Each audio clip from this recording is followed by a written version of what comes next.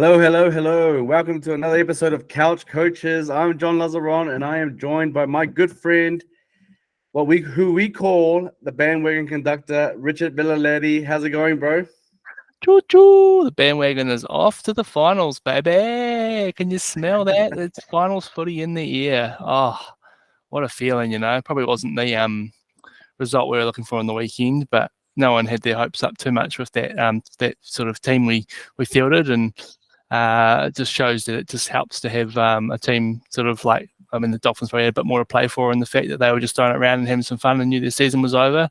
It would have been nice to get a result, but the bandwagon's going all the way to the finals, and I couldn't be happier. Yeah, exactly. I mean, finals football, first time since 2018. How are you feeling right now? The fact that next week the season is over in terms of like the preliminary season is over. Normally, for the last 5 years, we've been going, okay, now we're just going to be watching footy of other teams playing. But now we are playing. Well, the Warriors are playing. And how does that feel, bro, to know that, that you've got someone to support next week? Yeah, it's bizarre. Week. It's a bizarre thing because you sort of usually get into this part of the season. You still watch the games, but you kind of you're not too worried about the results, and you're sort of just hoping that maybe like Penrith don't win or Melbourne don't win. You're sort of backing an underdog, but yeah, we're coming in a big underdog this week. It's sort of obviously playing against Penrith, who we played last time in the finals. We were there in 2018, and we got spanked pretty badly that day. So I do remember that back in 2018. I had my hopes up that day. I think we were 8th and they were 5th, and that was sort of the start of this Penrith dynasty. Yeah. But I'm looking forward to some finals footy, and come 6 o'clock Saturday, I'll be parking up maybe at a pub somewhere and getting amongst it. Yeah, I mean, I don't know where I'm going to be. I know where I'm going to be. I'm going to be in Motueka, taking the wife, for her birthday weekend. I was a little bit nervous because when they announced the schedule of the finals, I already pre-booked this trip, and I wasn't sure where I was going to be. I was and you've got to put the wife first, and just guys out there, put your wives first. But yeah, I was a little bit sweating on, oh crap, will I be taking my wife out to dinner at the same time as the game? Because I know that I would put her first, and I'll miss the game. But no, that's not happening. You can do a late dinner as well. You can do a late dinner. I'm sure that Motueka town will be. She wouldn't like that. She wouldn't like that. It wouldn't work. But we're going out for dinner on Friday night, having a nice breakfast on going out for breakfast, brunch on Saturday. So got the time there. It's all good. It's all good. But going into the finals, mate. There's been a lot of noise around the Warriors. Like I've been hearing from other podcasts. For example, the bloke in the bar saying things about, they're predicting scores, and a lot of them actually said Penrith 13+, and a lot of other people have been saying, Penrith are going to spank the Warriors. And I think it's mainly based on the performance against the Dolphins, and so much people are saying, their performances against bigger teams and stuff. But I don't know what to make of that last game against the Dolphins, because we all knew that a lot of players were being rested, but I did expect them to put a better performance on. But yeah, I don't know what to make of it, because I didn't have really big high expectations either. Well, that's not true actually. I did have good strong expectations, but at the same time, I wasn't concerned. If that makes sense, that's what I was trying to say. Yeah. So, I think like we have to kind of remember that Dolphins game is, you can like, I was quite excited when I saw that team list. I thought there were some good players there and all that, but I suppose it just shows having some continuity in your team every week, bringing in all these guys from the New South Wales Cup team into the first grade team, and there's guys who probably just hadn't played together. There was combinations, and Tamari Martin was coming back from injury, and I'm glad that he had that game to sort of get rid of some of the rust. He was very, very rusty. He was trying things, but it was 4 passes, and he was missing things. So hopefully he's kind of dusted off the cobwebs there. There was a few players who were trying pretty hard. You could see. I think something like Karen was just his usual self. He was amazing. Trying. Yeah. I think Saranen seemed like he had a really good game as well. But we just there was obviously a couple of young guys who sort of made the came off the bench and made the debuts, which was good to see. But Yeah, I'm not. I was expecting a better performance, but I'm not going to look into that too much. I think the Dolphins. I mean, it's just that sort of that Wayne Bennett factor there as well. He would have just said, have some fun, throw it out there, and you could see the Dolphins. They were just having fun. Oh, they were, yeah. And defensively, we were lost. So I think it's, if we bring sort of the likes of Fanua Blake and Tohol back and some of these other forwards, just to sort of tighten up that defense in the middle. I think I expect we'll be a lot better this week. Yeah, and that's what I meant by like I don't know what to make of the game because I didn't have like big high. I mean, again, I'm just catching myself out there. I did have expectations that would put a better performance, but I wasn't sure, if it would be a winning performance because I just didn't know what to make of it. But not too worried at the same time. But one thing I have been worried about throughout the season is when we rest, we have a bye, for example, we haven't put on the greatest performance following. And so that was the one thing I was worried about. And I brought that up last week, but very confident in this game. And I'm just really hoping we can prove a lot of people wrong. I mean, I read an article where Scott Sattler was saying that he actually had to say a couple of things to the Brisbane boys. I think it was the Brisbane boy. He said he overheard the Brisbane boys saying, "Oh, I hope we play New Zealand," and they were saying it in such a way where they were hoping they played us because it was the easier route to the towards the grand final. And I hate hearing that sort of stuff, thinking why are people thinking this? And I hope we just prove everyone wrong, especially the Broncos as well. Especially if they're going to be saying things like that, especially them. I did wonder that with Kevin Walters resting all those players last week, whether there was an element of sort of like, we'll rather not get them on a premiership. We'd rather finish second, Warriors finish third, and we can play them there because it seemed like a pretty bizarre decision on Brisbane's behalf. They'd had a bye 2 weeks earlier, and then they rest 2/3 of their starting team in a game which they very much should have won probably, and the cost of the minor premiership, and now they're playing Melbourne again this week. So fuck that, Brisbane. And to be honest with you, I'm actually more confident in Melbourne winning the game rather than Brisbane, and that's my opinion. I think the Storm are the Broncos' bogey team. Yeah, I think they're the Broncos' bogey team. So I think that look, that Melbourne team looks like they're even last week. They were throwing the ball around and they were scoring some great tries. That young fella, I think Fa'alogo was his name, that came off the bench. He looks like a star in the making. Him and Pappenhausen together, they were creating all sorts of chaos. So I'm hoping that we can see a bit more of him in the coming years because he was a joy to watch. But it was good to see Melbourne sort of get up on Saturday night, but on Thursday night, sorry.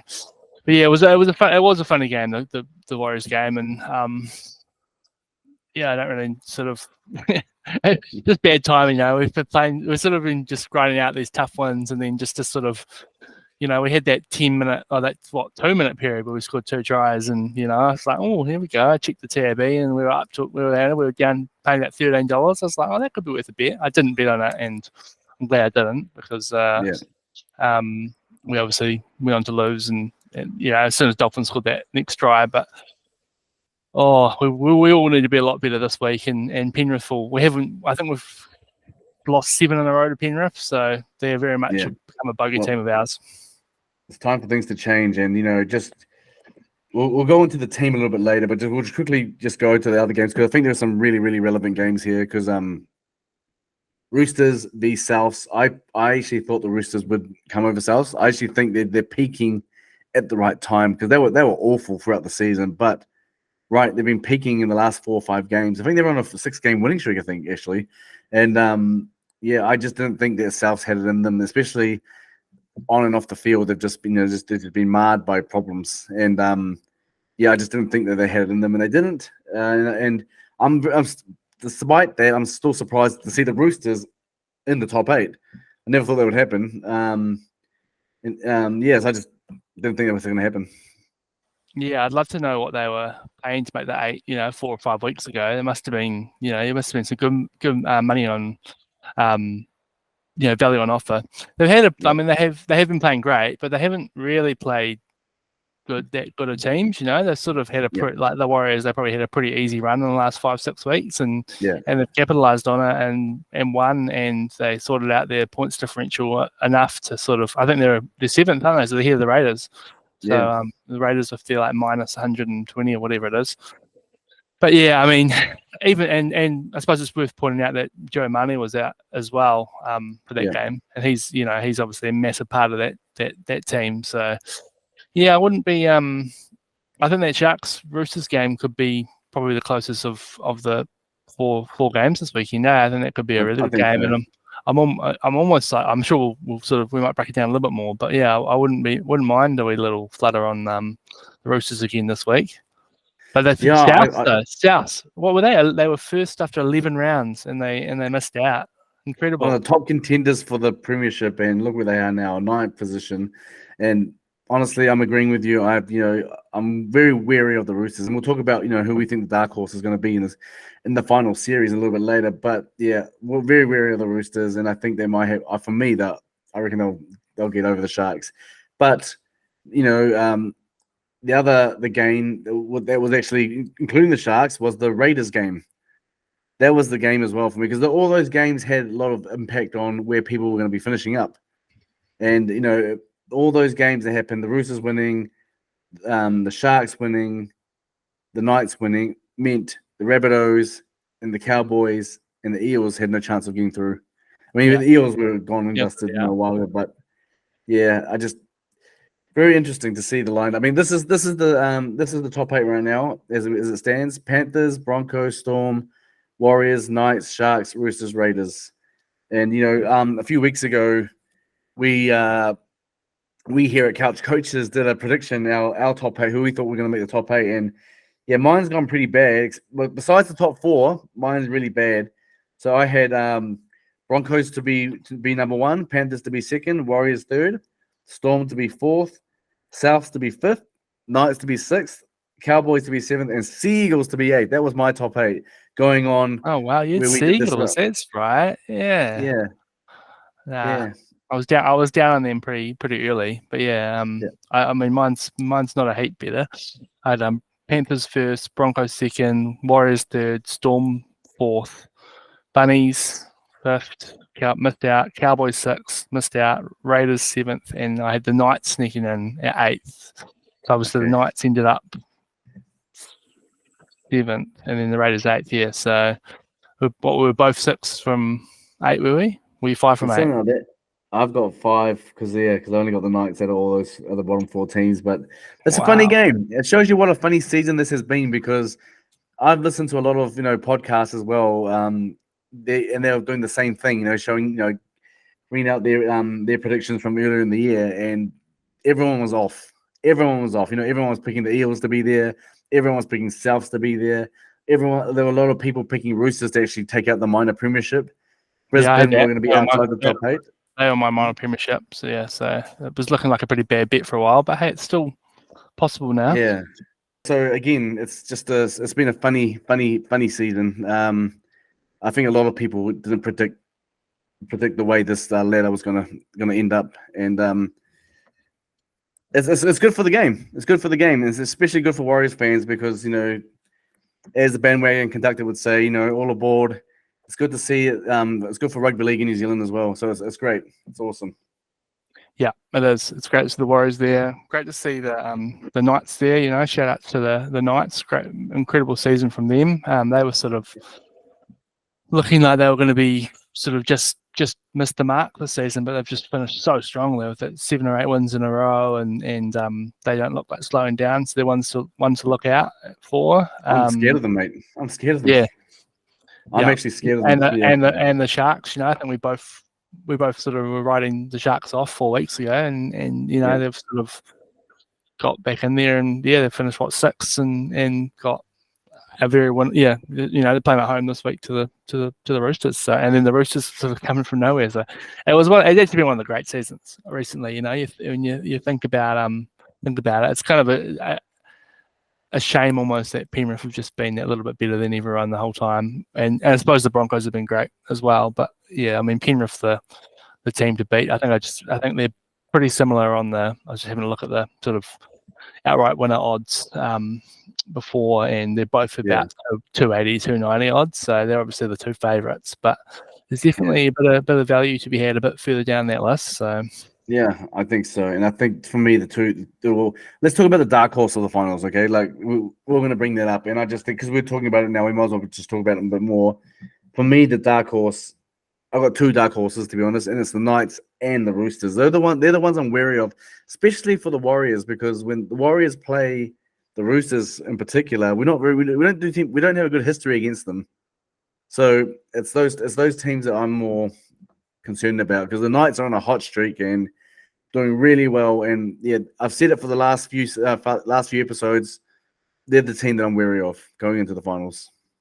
Yeah, it's hard to sort of argue with that. I don't know. Can you put the Warriors as a dark horse? Like, I think that we've sort of getting slammed quite a bit. You're sort of alluding to a few Aussie podcasts which are sort of doubting their credentials at this point. But I mean, they've been playing some great footy this year, and they obviously know they can do it. They've got some great players who are in good form, and even sort of some of those tough wins who are grinding out. You know, you think about the performances of sort of the likes of Tohu Harris and Sean Johnson, Dallin Watene-Zelezniak, just his finishing. So if we can just flick things up, and if those guys have had an extra week off, I think you could consider them a dark horse. But if I was gonna, if the Warriors aren't in there, I'm definitely the Knights for me. I think they're just, Callum Ponga is playing incredible. You look on paper that Knights team, and they're not that flash, you know, but there's obviously just a well coached team, and they're just. Yeah, they could definitely cause some headaches. I would not want to be likely. You know, if we were to lose this week and the Knights win, I think we'll play them in the next week, which is a little bit concerning. But I suppose, I mean, any team, I'd be concerned playing against basically any team apart from probably the Raiders. Yeah, exactly. That's exactly what I was going to say. If there's one team I'm not concerned about, it is the Raiders. But you know, don't write anybody off, because you can't. They can easily backfire so easily, especially we've seen that in this competition when you've got, for example, the Tigers that beat Penrith at one point. So we probably should have lost to Raiders after being up by 14 points with 5 minutes to go the other week as well. So I wouldn't rule them out. But I mean, if there are two teams I wasn't wary of, it would be the Sharks and the Raiders for me. But going back to, I reckon a lot of people don't consider the Warriors a dark horse because of the fact they're in the top 4. I think that's the only reason why people wouldn't really consider them in that category. But going back to the game, what do you think is needed from the Warriors? What do you think we need to be able to topple the Panthers? I think that the game's going to be won in the middle. And Penrith have a very good middle, you know. I think they've got 2 of the best in the comp, you know, and Fisher Harris and Moses Leota. So I think if we are to win this game, I think, like, obviously they've got the flashy backs and all that, but I think if we can stop those, you know, it's the meters that those sort of players are making up the middle. Obviously, like Isaiah Yeo as well is just incredible. Sort of, he's got great ball runner and great vision, good offload on him. So we need to be shutting those guys down in the middle and not letting them get in their front football for the likes of Cleary and fortunately Luai's not playing, but they've got a pretty decent sort of backup of Jack Cogger, who's been playing some really good footy as well. So for me, it's in their middle. Obviously, I mean, Fanua Blake's been one of the best, if not the best, sort of prop in the game this season. So if he can be at his best, sort of on both sides of the ball, both with ball in hand and stopping those big Penrith props from making them up the field. Obviously Toho as well, you know, like on him. Mitch Barnett, sort of, he's getting to start this week, and he's had a couple of games back now, so hopefully he'll be, you know, he's just brings that sort of Aussie mongrel, you know, like he'll get up in their faces and he won't back down. So I mean, I think we're paying about 450 odd to win the game, so we're obviously pretty massive outsiders. And obviously, as mentioned before, we've lost 7 in a row or something. But hey, records are made to be broken, and I think we've got the team to do it. But we're probably the confidence is. Sure. A lot of those guys didn't play last week, but I think the club would have enjoyed probably getting the win just to sort of, or maybe even like a closer loss. Like it was a bit of a, Yeah. you know. Well, what about you? Where's the key areas for you? Well, to me, the vital area is shutting down Nathan Cleary. You take Nathan Cleary out of the picture, I think you can do a lot of damage. I know when they haven't had him there, they've done all right as well, just because they've just got good depth, the Panthers. But in this big game here, I honestly think that you shut down Nathan Cleary, you do that, and you give yourself a better chance. And to do that, a rushing defense. I've seen the Warriors this season when they've played a rushing defense, when they've been rushing up into the line and stopping teams from getting their set plays together. I just think that that's the way to go against Penrith. And I think James Graham was saying something similar in his podcast, where he was saying that the way to shut the Warriors to beat Penrith is to shut down Nathan Cleary. I mean, anybody can say that because it's quite obvious. But Easier said than done, I think that I think he was saying that when you shut down Nathan Cleary, it means you have to leave it up to Cogger. You have to leave it up to Cogger to do the rest, and that's where it's come. And there's no Luai there, so leaving it up to Cogger to make the next play. Finals footy. I don't know if he's ever played finals before. No, puts a lot of pressure on him. So that's the thing. It's about who you're putting pressure on. After Cleary's been put pressure on, if he's got no time to pass, if he's tackled, so or he passes on to someone else to make the ball. Yeah, I think that's the way to do it. But I honestly think we've got a team. I just really want to there's part of me that just wants to respond to the bloke in the bar, all those sides and stuff to say, hey, you said this, 13 plus, shove that up your, I mean, we'll snip that one out for social, and we'll tag bloke in the bar in that, and we'll tag.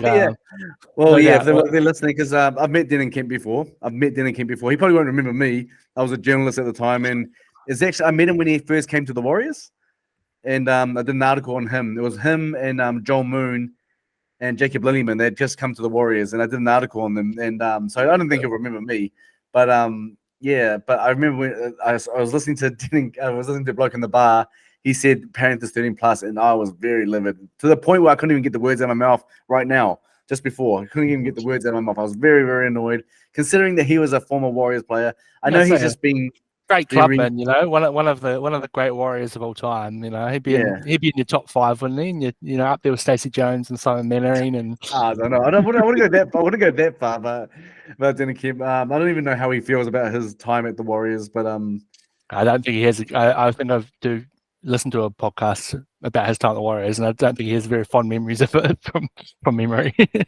Well, he didn't. I don't know if he did anything good for the Warriors anyway. I think the fans gave him a bit of a hard time, Yeah. Well, sorry, Denon, if we gave you a hard time, but but don't put 13 plus on the Warriors again.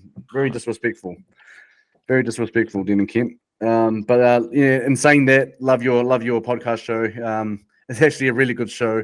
Goes on for a bit and stuff, but very insightful. So yeah, good show. But don't ever do that to the Warriors again. Don't even say that against the Warriors again.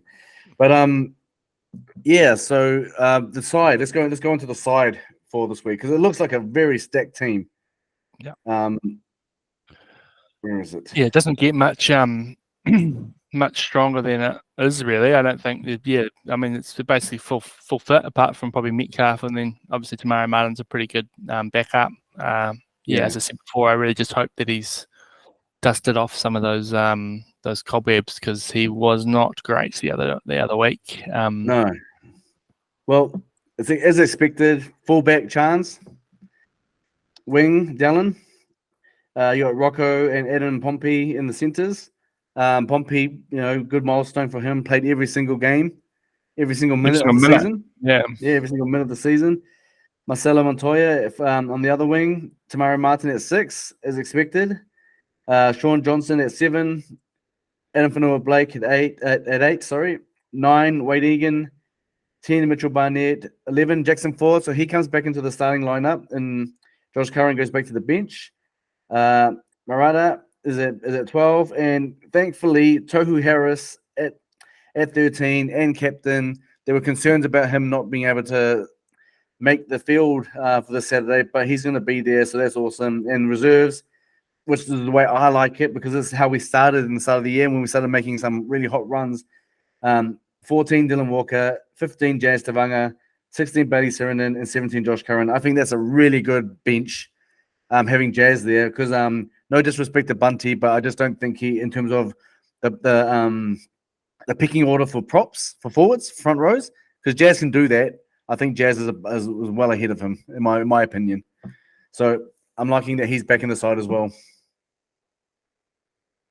Yeah, I think right there. He just brings that mongrel and just sort of that element of desperation. And I love Bunty, but yeah, with the team sort of at full strength, he's probably the next cab off the ranks, but you gotta have a wee little thing there. Yeah, I mean, it's great to see a relatively full strength team, because as I said before, we've sort of had a few weeks where just this person there, obviously Barnett's been out a bit, Corey's been out a bit. Yeah.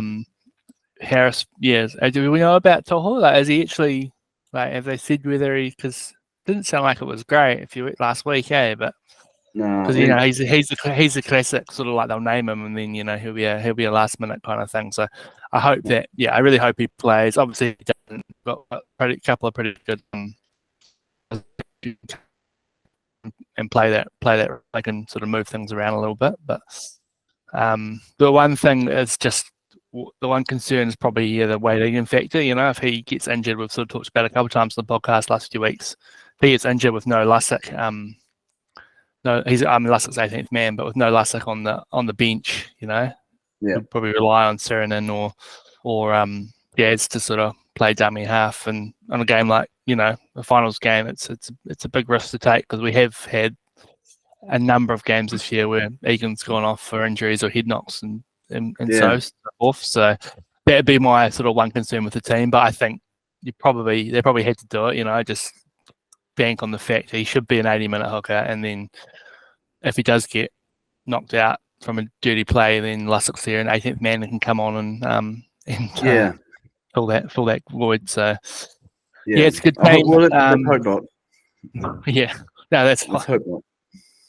I would hope not. I'm just thinking, statistically, it hasn't been great for Egan this year. He's had a great season, amazing season, and he's really come so far this season. And I think all Warriors fans would be very happy for him, and he'd be one of the first people you want to have, re-signing for seasons beyond. But just that kind of his injury thing, he's just had some bad luck this season. So hopefully he doesn't nothing comes from that. But yeah, I'm happy to see. I'm starting to see Mitch Barnett back. Hopefully he's had a couple of runs now, so hopefully he's rearing and sort of firing, because when he's had a shot, he's been so good this year. So yeah, well, I think he's been better. Like, for example, when he played against the Dolphins, he tried. He tried. He tried. But the thing is that I don't think that it wasn't around him. It wasn't working around him, so it was hard for him. He was trying to it felt like, for me, him and Curran were trying to pull the weight of the team. Yeah. And and I just think that once he's got AFB, with him making those post contact meters forward, those big contact meters that he makes, I just think that he thrives on that as well. So he does the same thing, and that's where we've done really well with our completed sets. We can make a lot of meters. We've made huge meters this season with our completed sets, and that's where I think we've been strong.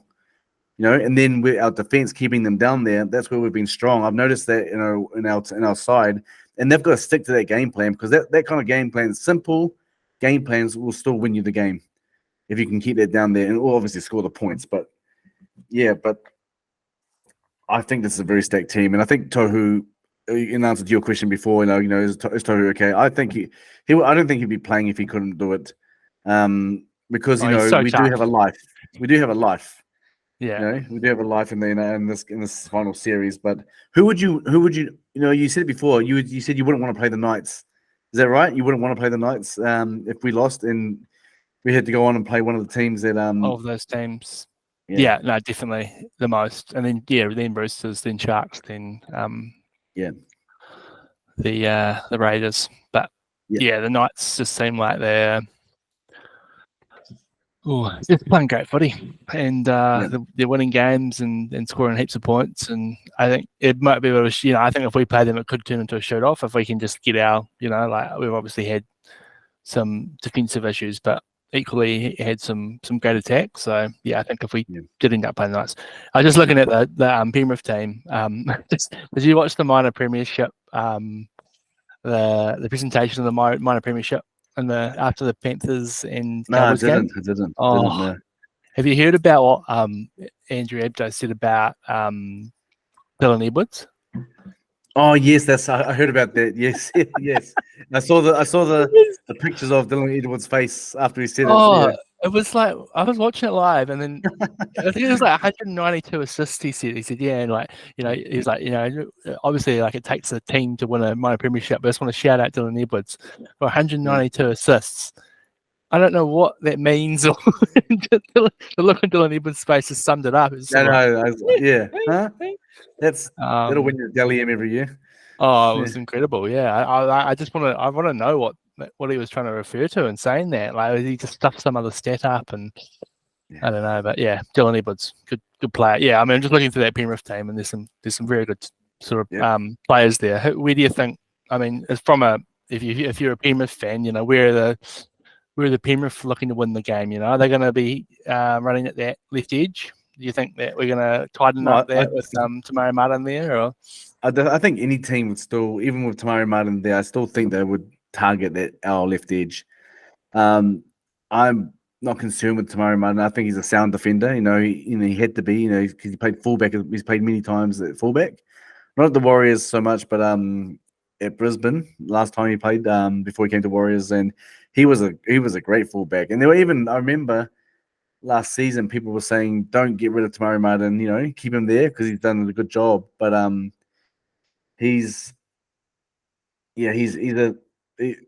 think they're going to have to worry too much, but I think they'll still target the left edge. I think it's more about, my opinion, it's more about Pompey and Montoya, how they where they position themselves when they start attacking the left edge, because I think they're going in too early.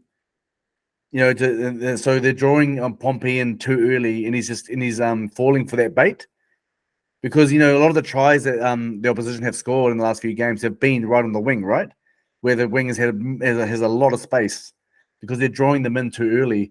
Where I think that if Pompey just holds his ground a little bit longer, which means it'll keep Montoya out on his wing, a little bit longer. If Pompey goes in, then Montoya is going to go in. It's just the way it naturally happens.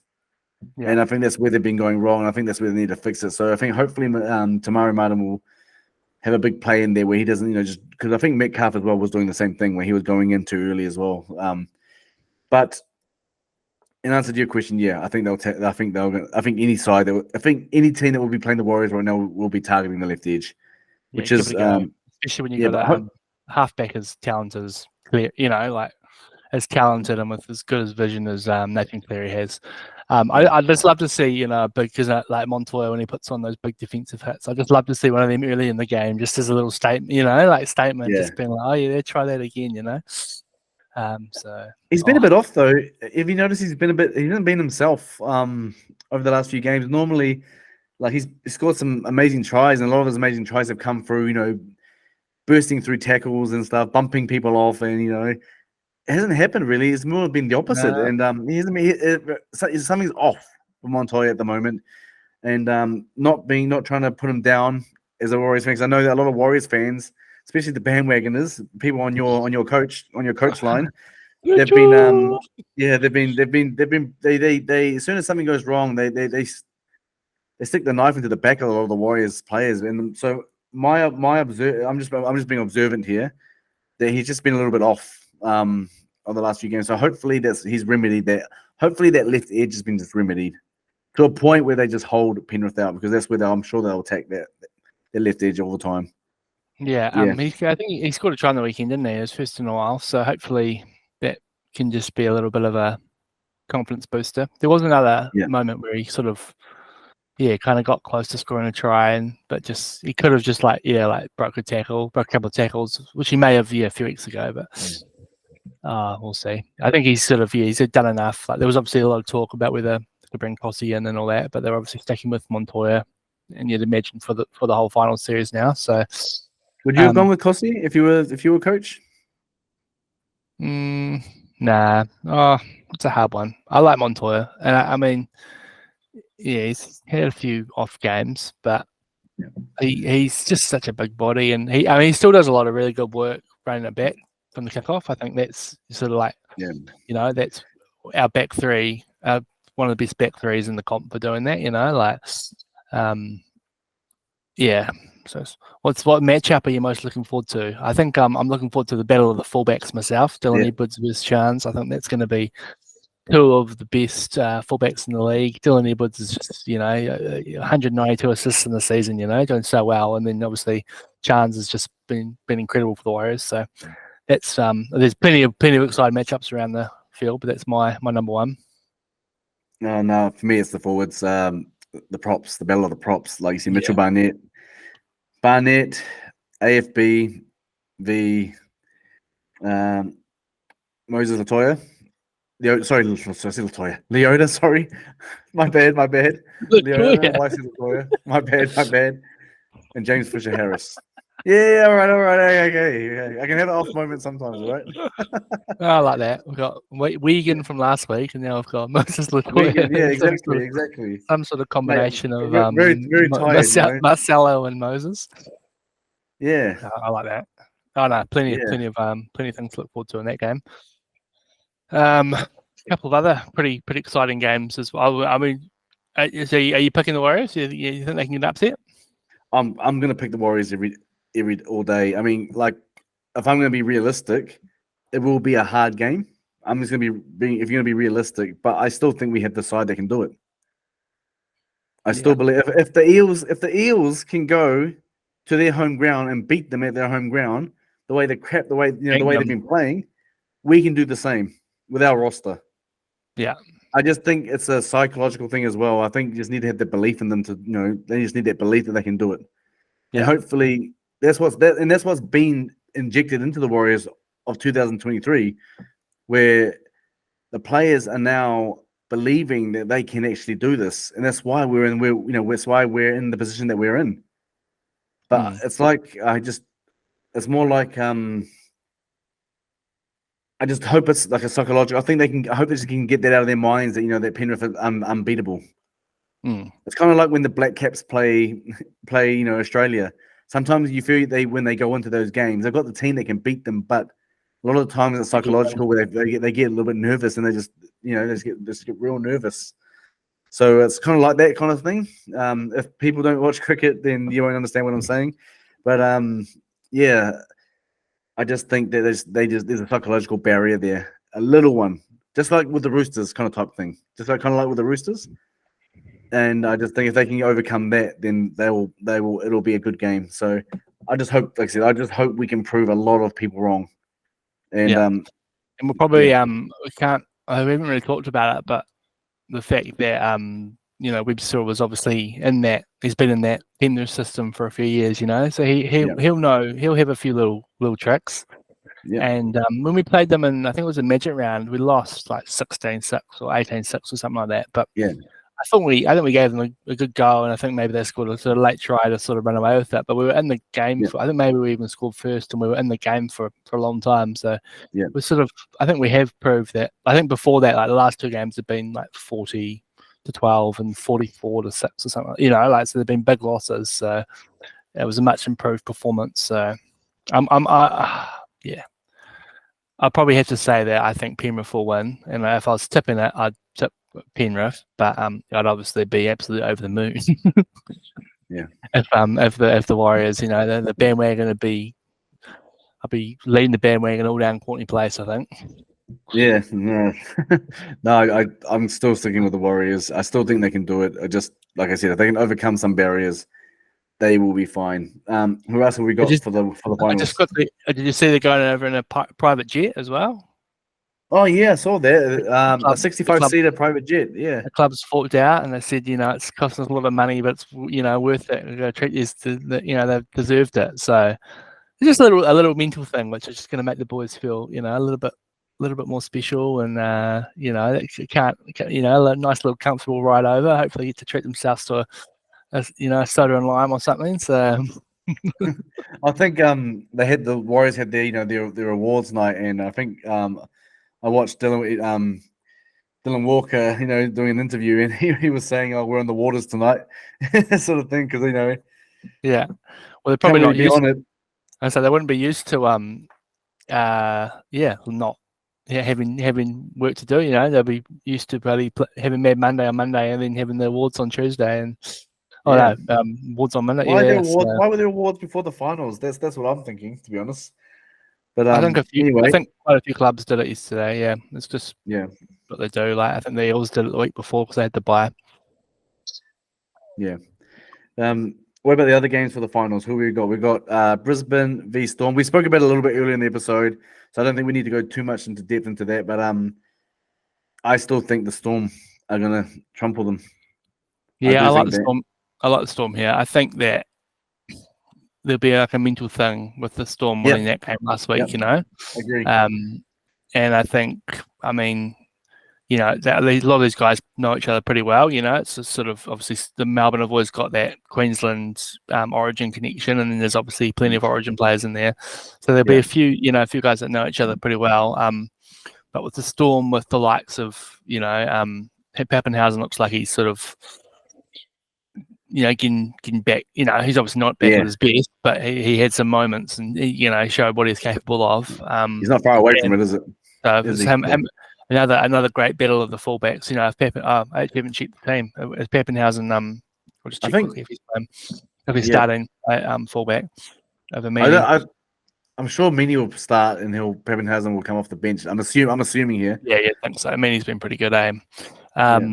But having Harry Grant come back and Munster and Hughes are huge. I don't think there's a few forwards that sort of sat out last week as well. Is Hughes playing? I know he was injured for a bit. Is he playing? Hold up, bring the line up now. Yeah, he's his name start. Yeah. Okay, that makes a big difference because without him, it's a bit different. But yeah, Meany's at 1 and Pappenhausen's at 17. Yeah, big Nelson coming off the bench. Ooh. Can't wait for Reece Walsh to try to get smart to him, and then you know what I've noticed about the Broncos and Reece Walsh. Like, I know, like I'm not gonna bag him because he's done really well. His attacking ability. He's an incredible player. He's an incredible player. His ability to just ignite at that speed, just from a standing point, and just to go and do that and create those gaps the way he does. He's amazing. He's an amazing player, and I'm just gonna say it out now for everybody to know that for the Warriors, you can say from the Warriors fan, you're welcome, Reece. You're welcome, because we got you there. We got you where you are. Yeah. But in seriousness though, one thing about Reece's game, and I've noticed that just of late, is his defense. I know that people have noticed that for a while now, but I was just particularly just watching a couple of games and. His defense, it wasn't the greatest. He missed a few, missed a few tackles. Not in the last game because he wasn't playing, obviously, but the previous game before that. And there was one where a winger just toppled over him and just jumped over him, And that's the one game I think he needs to work on. But one part of his game, that he needs to work on. But yeah, that's where I think people need to target with Reece Walsh is at his defense.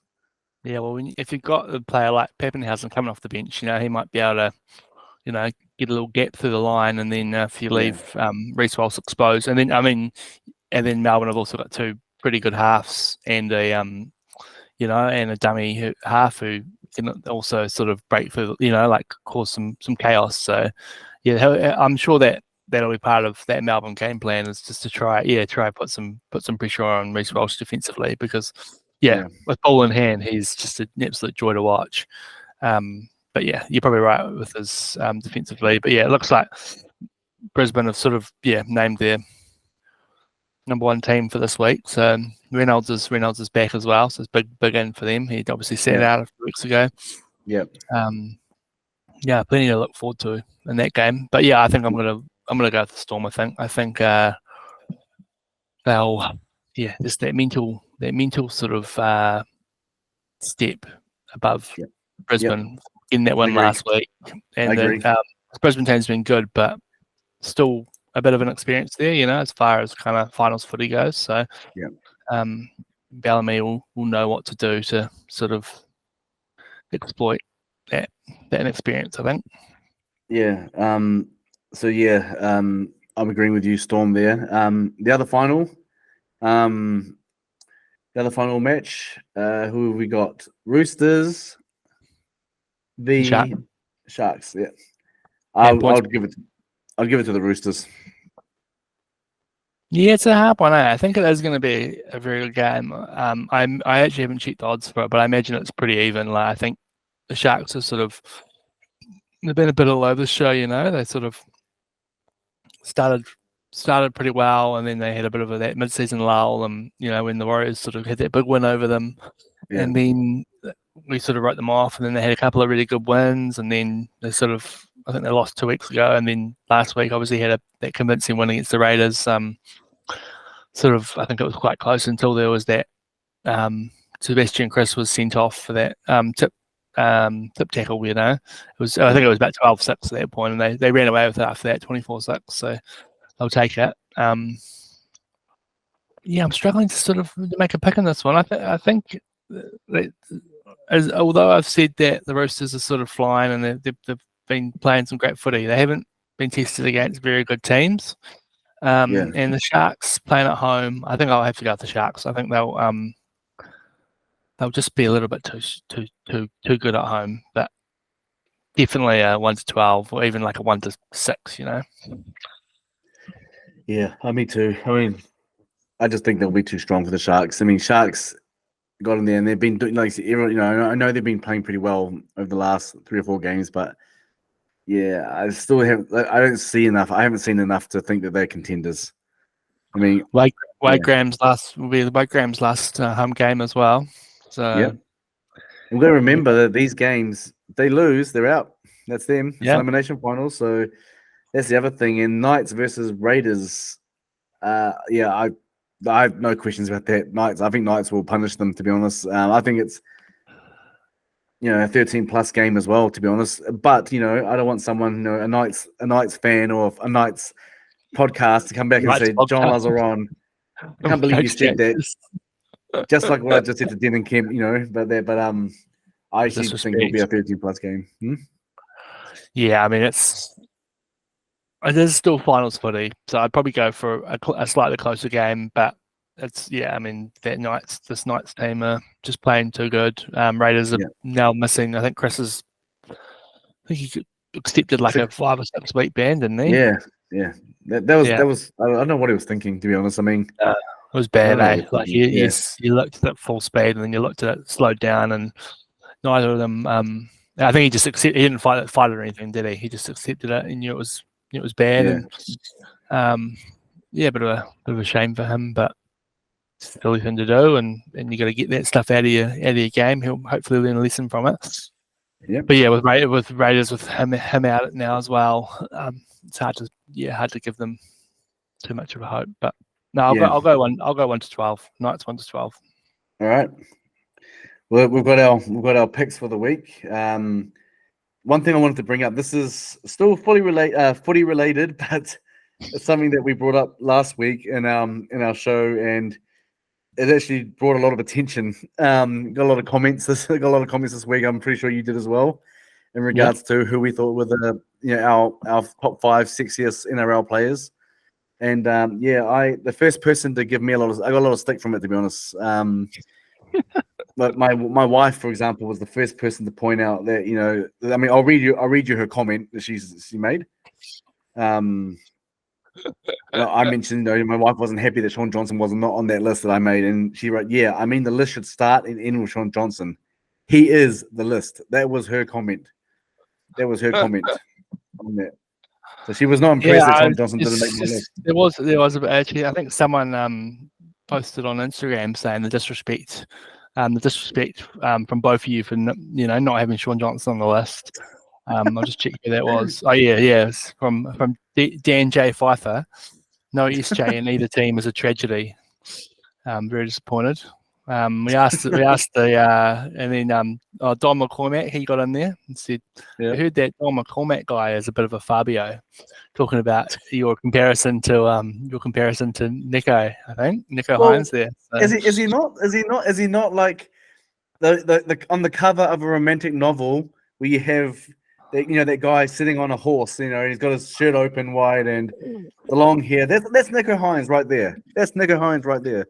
Yeah, I can see it. Yeah. But yeah, disrespect for SJ. So I apologise to SJ and to all Warriors fans for not including him in there. Or Fred Lussick got a new one, didn't he? So yes. I had other comments on that from my wife's comment. People replied to her comment saying, "I agree."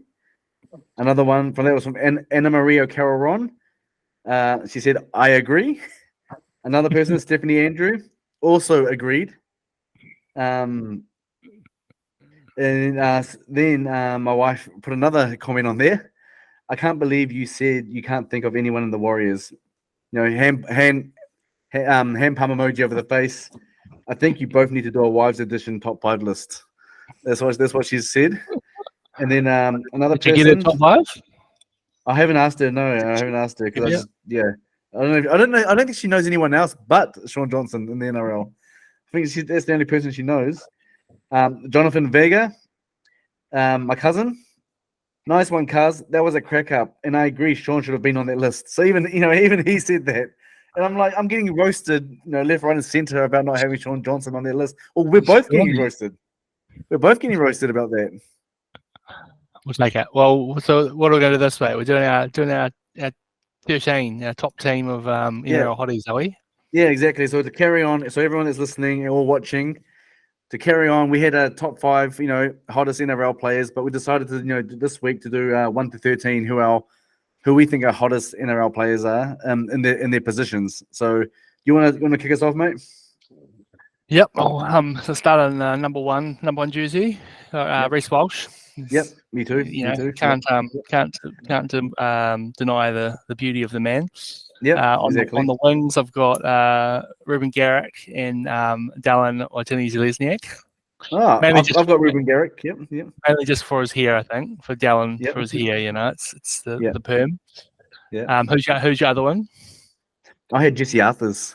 Oh yeah, okay, that's nice. Yeah, I've actually got a Warriors player, and he's got that baby face look, boy band look.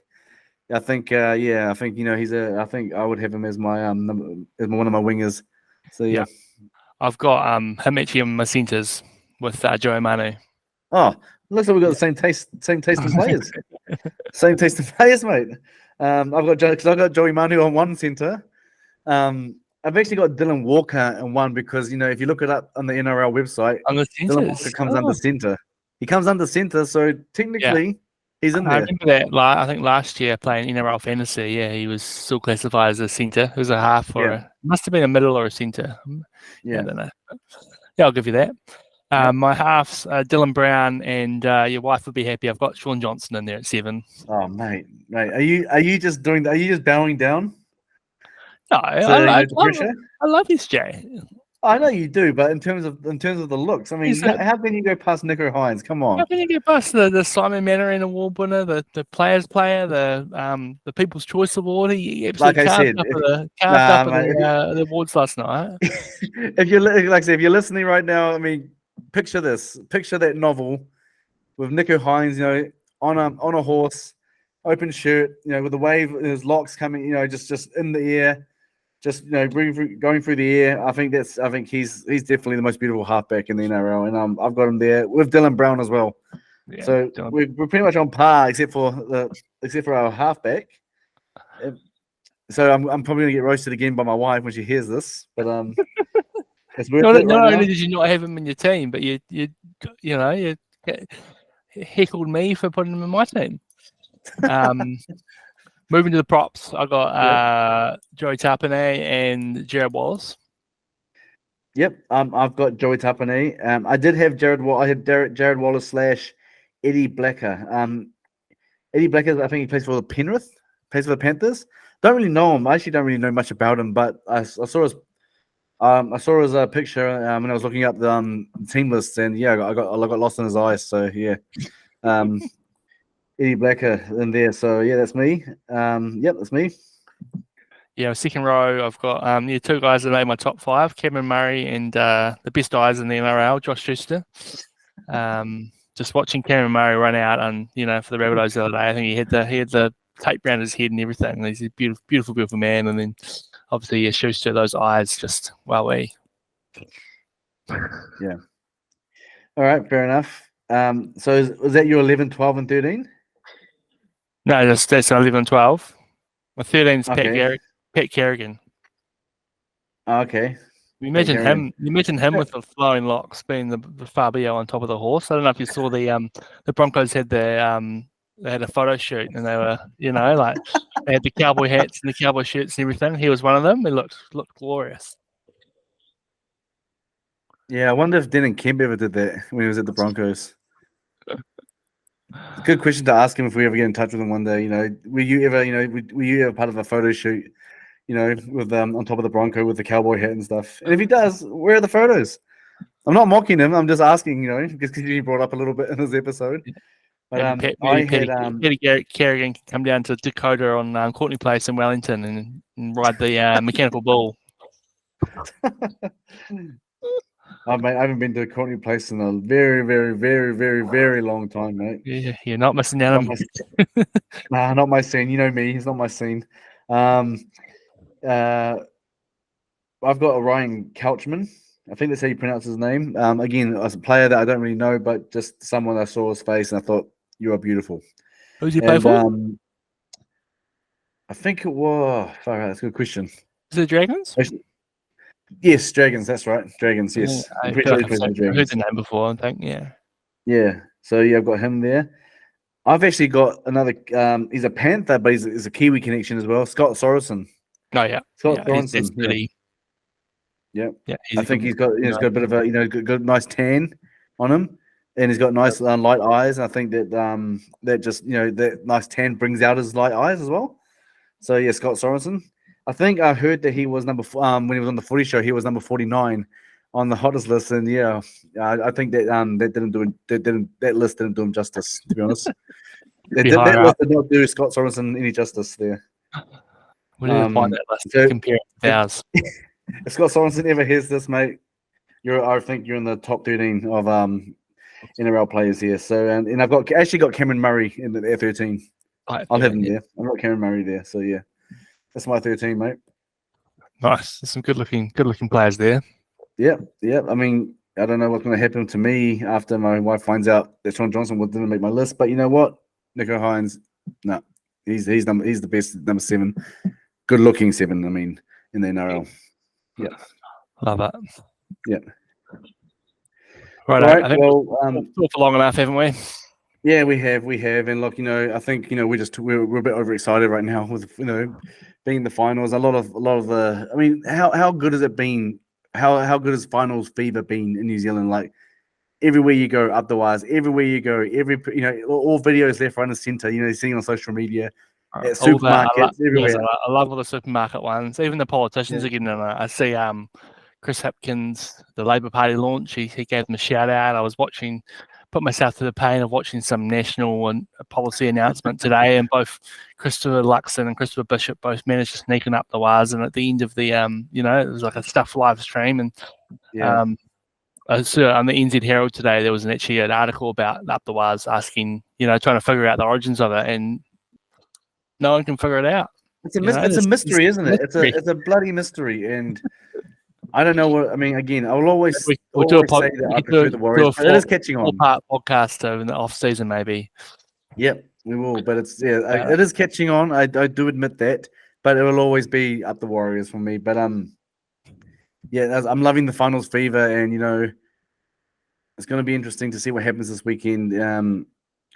Really looking forward to it. I just think that I'm giving a thumbs up for the boys to take this game out.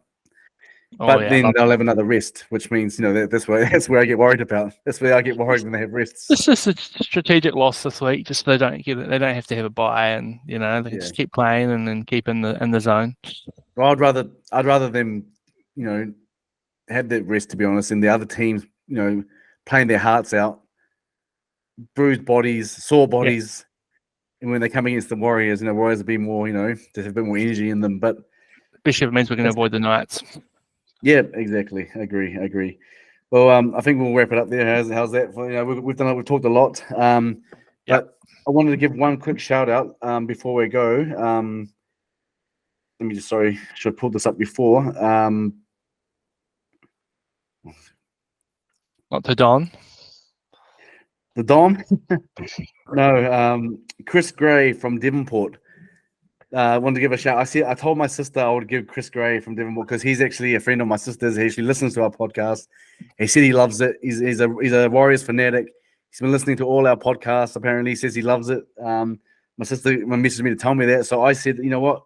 Because Chris Gray sent that message to my sister, I'm going to say, Chris Gray, we love you here at Couch Coaches. Stop, Chris. You good man. Yeah, good man. Otherwise. So, yep. Thanks, guys, for joining us again. We hope you've enjoyed this one. Feel free to send us questions, and we'll bring it up and we'll talk about it on the show. Next week, confirmed, we have Charlie Gubb, former Warriors, star. Well, when I say star, he was a fan favorite, and he's coming on and he's going to join us, and we're going to open up, have a little bit of a moment where we can ask him questions from the fans. So if you've got any questions for Charlie Gubb, send them through and we'll get them on there. So that's exciting because he's actually going to be our first guest, technically our first guest on there. And hopefully the week after we'll have another guest. I have someone that I've been speaking to, but I'll keep it a secret for now. You know who I'm talking about, bro. But if it comes through, it'll be amazing. Trust me, it'll be amazing. It'll be amazing. But thanks, guys, and just remember to share this around because we share this around, subscribe, and like our come to our page and our Facebook page and Instagram page. Is that right? Yeah, YouTube. Share the love of Couch Coaches Spotify. Because we try to share the love for everyone else as well. So anyway, have a good night, everyone. Ciao. Choo choo up the wires. Choo choo choo choo choo.